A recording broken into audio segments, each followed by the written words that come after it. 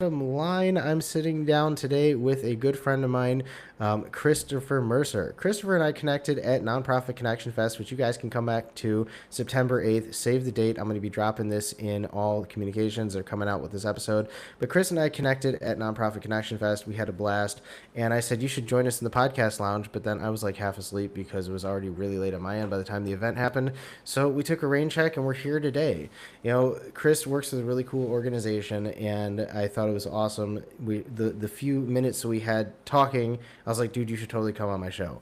So now we're here, and we're gonna have this conversation. And before we do, don't forget to like and subscribe to our YouTube channel Beyond the Bottom Line. You can watch this episode on GiveSweet.com as well as soon to be streaming on Bravehearts TV. So let's dive into the show because nobody cares about me. Let's talk about you. Chris, welcome to the show. How are you, my friend? I'm doing well, Sean. Thanks for having me. I appreciate it. I'm No, doing for well sure. though. Yeah, coming Oh, down from this heat wave. oh man. Oh, geez. I'm so sorry. Well, as I said, we connected at the event. I had a great conversation with you. I really loved what you guys were doing. And so now let's continue the conversation. So, what's your deal? So I'm the founder and executive director of a nonprofit organization based in West Haven, Connecticut, called Family First Initiative.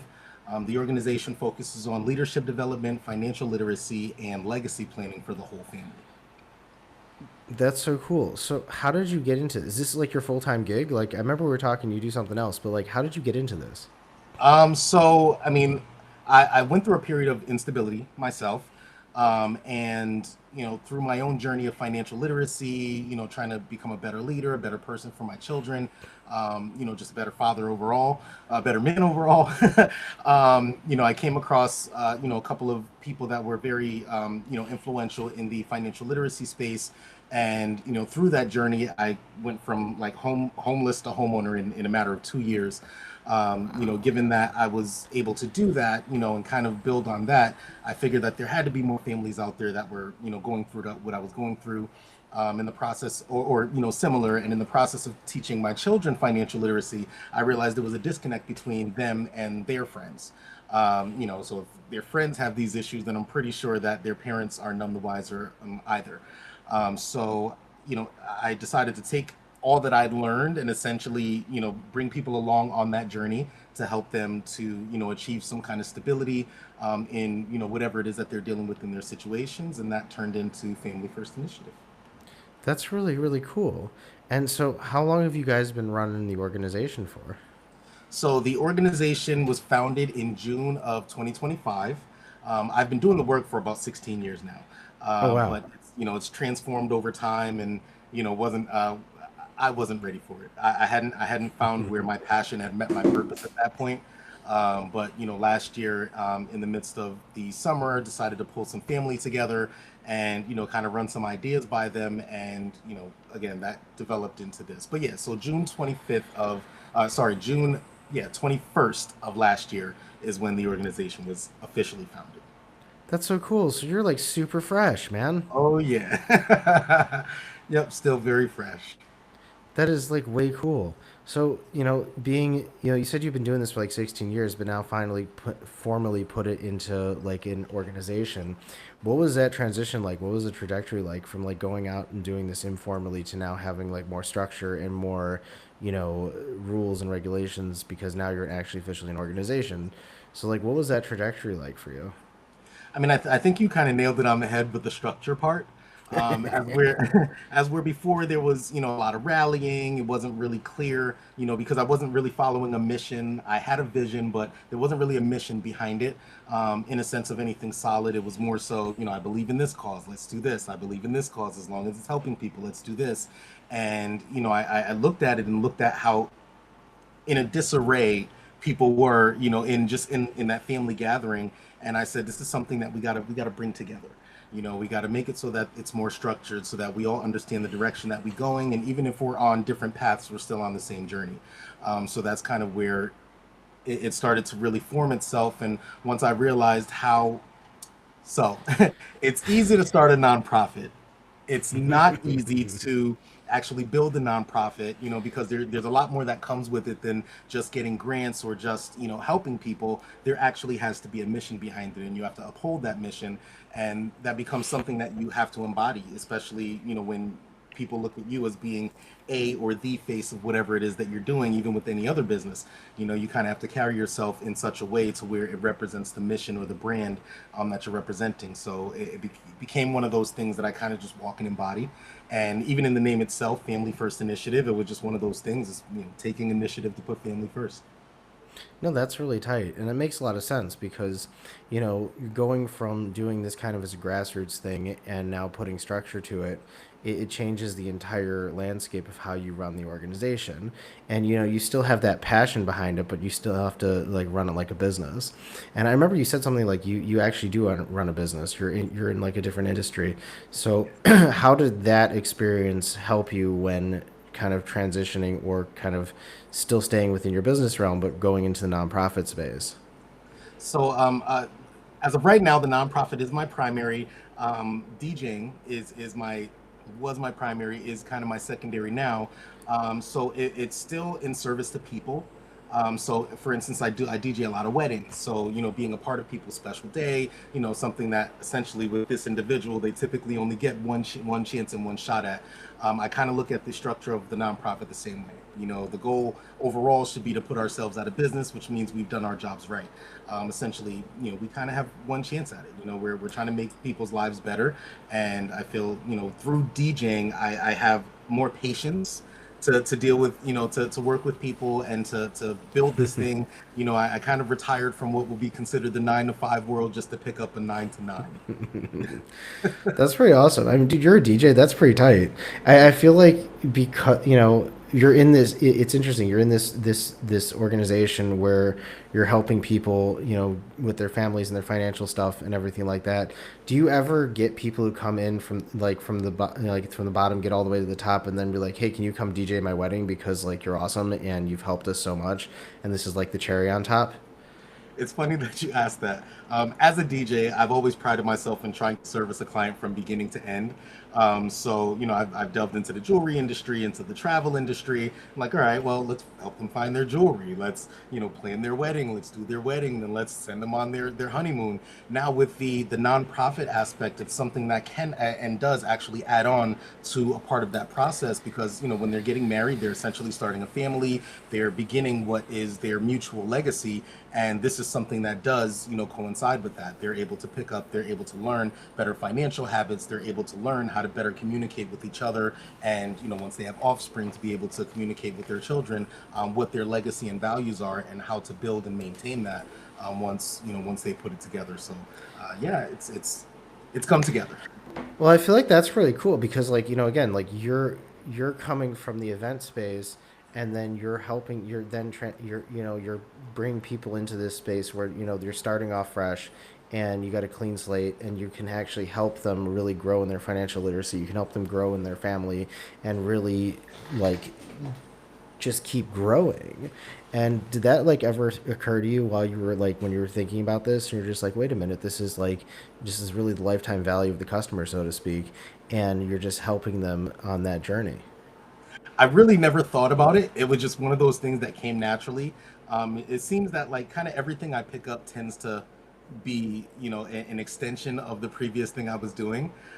So like I said, with I get that. DJing and with jewelry and with everything else regarding, weddings or entertainment, all of these things coincide. So doing what I'm doing now and just, helping people to be able to become more stable, it's one thing that's really, really needed in the event space, especially when it comes to weddings. So it's one of those, it just so happened to tie together, and it's one of those things I'm glad it did. No, that's awesome. That is so awesome. So, what kind of stuff do you guys do? Like, what's like, and who do you help? Like, who's your like, I guess, audience? Who's your market? Like,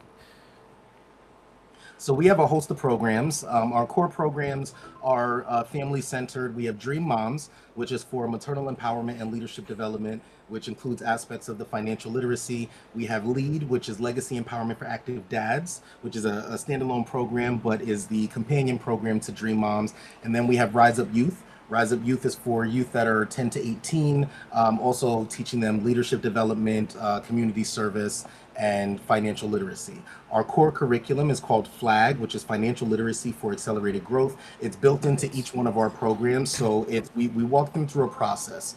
We find out where they are because we want to meet everyone where they are and have their journey start exactly where they are. And then we work on mindset, the mindset Nice. behind building legacy and behind maintaining things. Sometimes it takes to break old habits in order to form new ones. From there we go into the leadership development and the financial literacy.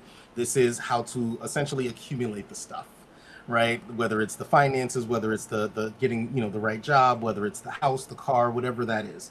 And then from there it becomes the actual legacy planning, how to maintain that stuff, how to manage and how to grow what it is that you're amassing, and to understand that it's more than just stuff. It starts with a mindset, it starts with a mentality. Because again, you can leave a child $1 million and it'll be squandered, it'll be gone in no time. But if you leave them the mindset behind that $1 million, they'll be able to grow it and make it intergenerational. Oh no, for sure. Mindset is like everything. Like if you have that growth mindset, if you come in with like, the type of headspace and focus and channel on that mindset, it really changes everything. And you see this with a lot of people. Like they get stuck in this headspace. They get stuck with all the noise and they don't know how to clean out the noise within themselves. And then they're stuck in this kind of mindset of like I can't do anything. I'm just going to be broke forever. I'm just going to be this. I'm Right. going to be that. And they make that their whole identity, and then it carries out because everything's hereditary, like actions, thoughts, things, everything's hereditary. I've got 6 kids, dude. I totally see it. Yeah. And if you start from the beginning and you focus on that growth mindset and you focus on that abundance mindset, and that's actually when I built my company, when we built Give Suite, that was like our entire philosophy: growth and abundance mindset. Hmm. Whereas you're a nonprofit, you're trying to run your organization, why should you be limited by tools and tiers and things that are just going to hinder on your growth? Let's Right. just give it all to you, and you pay one price. Right. And we found that a lot of our customers really love this. Is not a shameless plug for our company, by the way. It's just like it kind of flows with the conversation.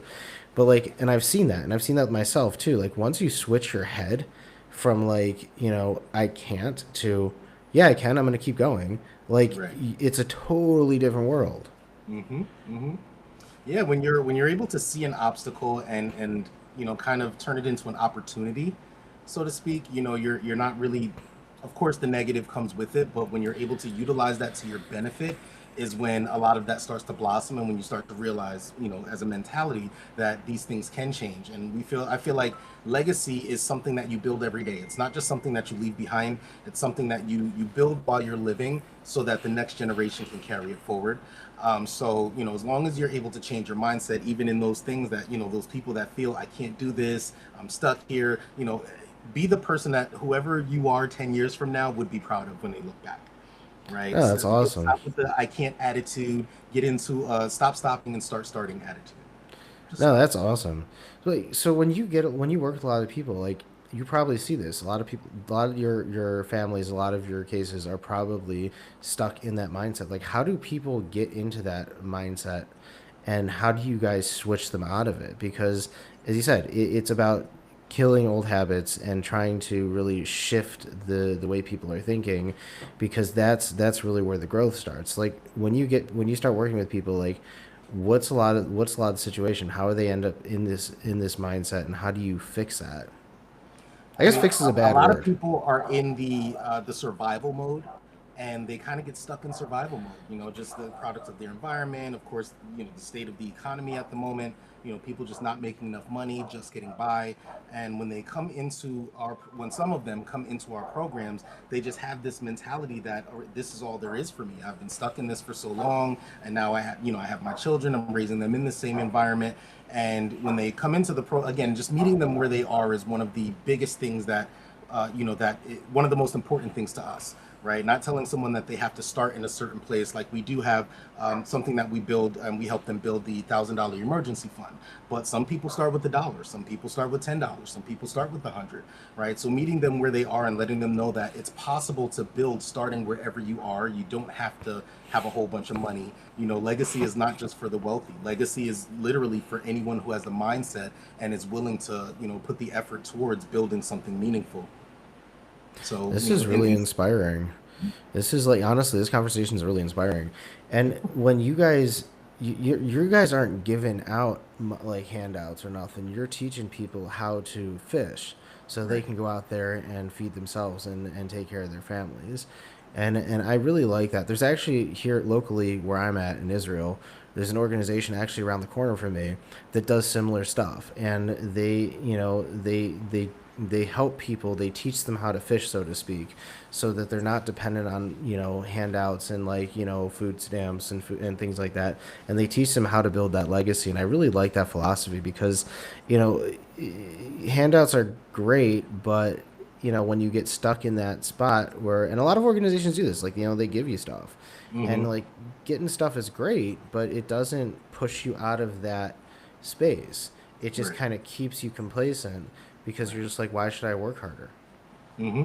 Yeah, people become reliant on, you know, the systems that are given to them. We believe in building systems from the ground up. Of course, not recreating the wheel, but essentially looking at the systems that exist and making, you know, creating our own to kind of circumvent the need for relying on those systems. You know, making the systems that we can utilize to grow on our own again at our own pace. And you know, again, a lot of people do become reliant on those systems, and that becomes generational, right? Everything down to, you know, healthy habits. Healthy habits is Hmm. everything from your diet, you know, to the way that you walk down the street, to the way that you think, to the way you interact with people. You know, a lot of the health problems that people have, it's hereditary, right? Your Oh man, grandparents I were totally cooking see crappy this. food, and they raised your parents to cook crappy food, and now you're cooking crappy food, and you're going to feed that to your children. So it's just one of those things. Legacy mindset is the same way. You know, things that our parents did and didn't know, they tend to pass down or not pass down. You know what I mean? And Hmm. legacy mindset, wealth building, financial literacy is just not something that most people have in mind when they're in survival mode. Yeah, I totally see that too because like when you're a product of your environment, and I've had this conversation with my wife, like when you're a product of your environment, like you don't even realize that what you're doing. You don't even realize what you're doing is not good for you. You Right. just do because you're surrounded by other people that are doing, Right. and you don't even realize because you're so subconsciously rooted in that. And I feel like that's probably the hardest thing to get people out of that because they don't even realize that they're what they're doing. When eating is like an obvious one, but Yeah. like certain habits, like the way you like you said, the way you walk down the street, the way you like talk to people, the way you like you don't even realize because that's all you've known all your life. Mhm. Yeah, yeah, I mean, you're right. I mean, everything that we do is essentially a habit, right? It's either making habits or breaking habits. And that's the industry that we're in, right? Helping people to break habits of mentality, how you're spending your money. If money, typically for most people, money comes in, money goes out, right? I'm not even a big proponent of savings accounts. That's just not the way I work. So I feel like savings accounts are good for emergency funds. Savings accounts are good for, you know, if you're looking to, if you need a new car, if you need something like that, that you're actually saving towards. I'm a bigger proponent of investing, right? You put your money in a savings account, you're making a small percentage. You put your money in investing, it is a bigger risk, but risk reward, right? So Right. it's trying to get people to understand that, you know, changing habits, it doesn't mean that you have to make big changes. You can make small changes over time that lead to big change. And it doesn't take long, it doesn't take much. Just start where you are. And that, you know, that's what we believe in. No, that's what's up. That's pretty cool. So, what kind of success stories have you guys had? Because I feel like you've been doing this for 16 years now, formally doing it, but I feel like you have a lot of success stories that come through your doors. Oh yeah, I mean, just we've had children that have gone from, you know, making low C's, you know, and not barely passing in school to actually picking up the mentality to want to be better and do better. You know, coming to be honor roll students over the past year. We've had students that have come in and have been completely unaware of what it is, what legacy means, or what it is to build legacy. These same children now want to go out and create businesses. They want to go out and help in the community. They want to start community gardens. They're looking to actually do things to be of service to others. We've had parents that have come in and, again, living paycheck to paycheck, who are now creating savings accounts and putting away for emergencies. So, I mean, people really do come in and they see the need for these things, but they weren't taught these things because it was never taught to them. So now that they have an opportunity to learn these things, and they're really looking at it in the sense of intergenerational, something that they can pass on to their children to make sure their children don't, suffer or struggle or go through the things that they went through, they take to these things more because they can see now that vision also becomes a Mm-hmm. mission, right? They see the mission and they decide to walk the journey. So, Well, that's awesome. So, as we wrap up this episode, first of all, thank you for coming. I'm so of happy that course. we continue the conversation. I love when I meet somebody and you're like everybody I talk to is super interesting because you probably see this also. Everybody's got a story. Oh, Everybody yeah. you look at is like on the surface level. No one talk. You don't understand. But when you start talking to them, everyone's super interesting. And so Hmm. I was so excited when we first met, and I was like, man, this guy's so interesting. So thank you for coming on and continuing the conversations. And as we wrap up, what piece of advice would you give somebody who is looking to get into this space? Someone like you, like 16 years ago, like when you're just like, wait, when you decided to like start doing something like this, and now the trajectory puts you as the executive director. What piece of advice would you give to somebody who's in that position? The biggest piece of advice I could probably give to anyone would be to find your passion and let it lead you to your purpose. Nice. That makes a lot of sense. And but it's twofold, because when you're running an organization, passion is the driver, but you also Right. have that business. You have to have that business sense also. Right. Yeah. No, that's amazing. Well, Chris, thank you so much for joining us on the show. How can people get in touch with you? How can people learn more about your organization if they want to make a donation, if they want to connect with you, if they want to send somebody that they know within your area to you? Because I mean, this show's everywhere. Okay. So anyone that's looking to reach us, either to volunteer or you want to participate in our programs, donate or sponsor anything, you can find us on familyfirstinitiative.org. That's our website. Once again, familyfirstinitiative.org. You can also find us on Facebook at Family First Initiative, or on Instagram, family underscore first underscore initiative. We did a festival. I think I was telling you about the festival, the Make Music Hmm. Day festival. We did on June 21st. Huge success, things like that. We're always looking for sponsors for it. It's an annual festival that we do, that we'll be doing here in New Haven. It happens all around the world in over 1,000 cities. But things like that, our programs, you can donate all of that directly from our website. Again, familyfirstinitiative.org. That's amazing. Well, Chris, thank you so much for joining us on the show.